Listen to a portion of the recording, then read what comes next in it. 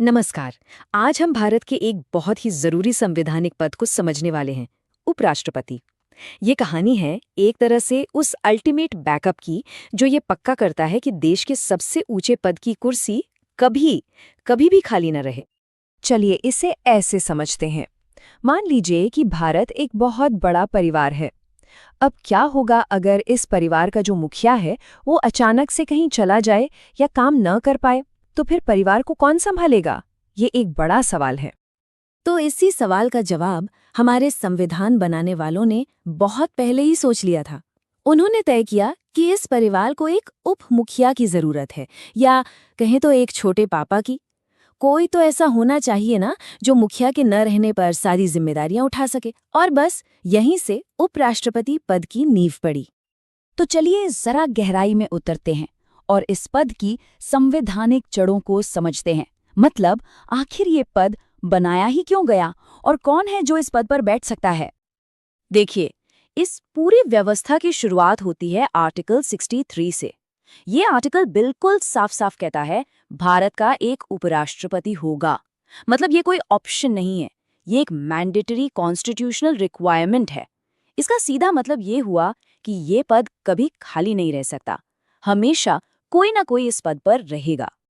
अच्छा, तो इस पद की जिम्मेदारियां क्या-क्या हैं? अब यहाँ एक दिलचस्प बात है। उपराष्ट्रपति की एक नहीं बल्कि दोहरी भूमिका होती है ना इंटरेस्टिंग? चलिए एक एक करके दोनों को समझते हैं। तो पहली भूमिका तय करता है आर्टिकल 64। इसके हिसाब से उपराष्ट्रपति राज्यसभा के सभापति होते हैं। माने संसद का जो अपर हाउस है उसकी सारी बैठकों को वही प्रिजाइड करते हैं। और हाँ, एक बहुत ही अहम पावर है इनके पास। अगर किसी बिल पर वोटिंग टाई हो जाए, मतलब बराबर बराबर वोट पड़े, तो इनका वोट, जिसे कास्टिंग वोट कहते हैं, वो ही फैसला करता है। और अब आती है इनकी दूसरी और शायद सबसे क्रिटिकल भूमिका। इसका जिक्र है आर्टिकल 65 में। अगर किसी भी वजह से, जैसे मृत्यु, इस्तीफा या बीमारी, राष्ट्रपति का पद खाली हो जाता है, तो उपराष्ट्रपति फौरन एक्टिंग प्रेसिडेंट यानी कार्यवाहक राष्ट्रपति के तौर पर काम संभाल लेते हैं। और सुनिए, ये सिर्फ कोई थ्योरी नहीं है, ऐसा असल में हो चुका है। 1969 में जब उस वक्त के राष्ट्रपति डॉक्टर जाकिर हुसैन का निधन हो गया, तब उपराष्ट्रपति वीवी गिरी ने ही कार्यवाहक राष्ट्रपति बनकर देश को संभाला था। इस घटना ने साबित कर दिया कि हमारे संविधान का ये सेफ्टी नेट कितना मजबूत और कारगर है। अच्छा, अब सवाल ये उठता है कि इतने इम्पोर्टेंट पद के लिए चुनाव होता कैसे है? कौन चुनता है इन्हें और इनका कार्यकाल कितना होता है? चलिए इस पूरी प्रक्रिया को भी समझ लेते हैं। चुनाव की जो पूरी प्रक्रिया है वो आर्टिकल 66 में दी गई है। उपराष्ट्रपति को एक इलेक्टोरल कॉलेज चुनता है, और इस कॉलेज में सिर्फ और सिर्फ संसद के सदस्य होते हैं, यानी लोकसभा और राज्यसभा के सभी एमपीज। इसमें विधायकों का कोई रोल नहीं होता। चुनाव का तरीका होता है प्रोपोर्शनल रिप्रेजेंटेशन, और वोटिंग गुप्त मतदान से होती है। वैसे एक फैक्ट ये भी है कि भारत का पहला उपराष्ट्रपति चुनाव 1952 में हुआ था, और पहले उपराष्ट्रपति बने थे डॉक्टर सर्वपल्ली राधाकृष्णन। यहीं पर एक बहुत बड़ा और जरूरी फर्क समझना होगा। जब राष्ट्रपति का चुनाव होता है तो उसमें सांसद और विधायक दोनों वोट डालते हैं, लेकिन जब उपराष्ट्रपति का चुनाव होता है तो उसमें वोट डालने का हक सिर्फ और सिर्फ सांसदों को होता है। ये एक की डिफरेंस है। अब आते हैं आर्टिकल 67 पर, जो इनके कार्यकाल और इनको पद से हटाने की प्रक्रिया के बारे में बताता है। उपराष्ट्रपति का कार्यकाल होता है 5 साल का, और इन्हें हटाने का जो प्रोसेस है वो भी काफी यूनिक है। इसकी शुरुआत सिर्फ राज्यसभा ही कर सकती है, लोकसभा नहीं। तो इन्हें हटाने का प्रोसेस 3 स्टेप्स में होता है। स्टेप 1, प्रस्ताव सिर्फ और सिर्फ राज्यसभा में लाया जाएगा। स्टेप 2, राज्यसभा को इसे इफेक्टिव मेजॉरिटी यानी प्रभावी बहुमत से पास करना होगा।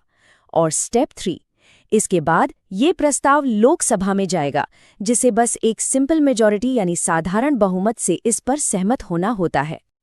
ठीक है, ये तो हुई नॉर्मल बातें, लेकिन क्या हो अगर कोई इमरजेंसी वाली सिचुएशन आ जाए?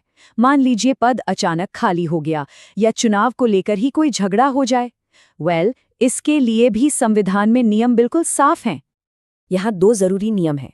पहला, आर्टिकल 68, ये कहता है कि अगर उपराष्ट्रपति का पद उनकी मृत्यु या इस्तीफे से खाली हो जाता है तो 6 महीने के अंदर अंदर चुनाव करवाना ही होगा। दूसरा नियम है आर्टिकल 69। इसके मुताबिक उपराष्ट्रपति को पद की शपथ भारत के राष्ट्रपति दिलाते हैं। लेकिन सोचिए, एक ऐसी सिचुएशन भी तो हो सकती है जब बड़े पापा और छोटे पापा, मतलब राष्ट्रपति और उपराष्ट्रपति दोनों ही ना हों। तब क्या होगा? तब देश का नेतृत्व किसके हाथ में जाएगा? इसका जवाब हमें मिलता है आर्टिकल 70 और इतिहास की एक असल घटना से। संविधान कहता है कि ऐसी किसी भी अनफोर्सीन सिचुएशन के लिए संसद कानून बना सकती है, और 1969 में बिल्कुल यही हुआ था। जब एक्टिंग प्रेसिडेंट वीवी गिरी ने भी इस्तीफा दे दिया, तब संसद के बनाए कानून के हिसाब से भारत के चीफ जस्टिस एम हिदायतुल्लाह ने राष्ट्रपति का पद संभाला था। तो सिस्टम में हर चीज का इंतजाम है। और मान लीजिए चुनाव की प्रक्रिया पर ही कोई विवाद खड़ा हो जाए तो इसके लिए है आर्टिकल 71। ये बिल्कुल साफ कर देता है कि उपराष्ट्रपति चुनाव से जुड़ा कोई भी मामला या विवाद सुलझाने का आखिरी अधिकार सिर्फ और सिर्फ सुप्रीम कोर्ट ऑफ इंडिया के पास है, और उनका फैसला ही फाइनल माना जाएगा।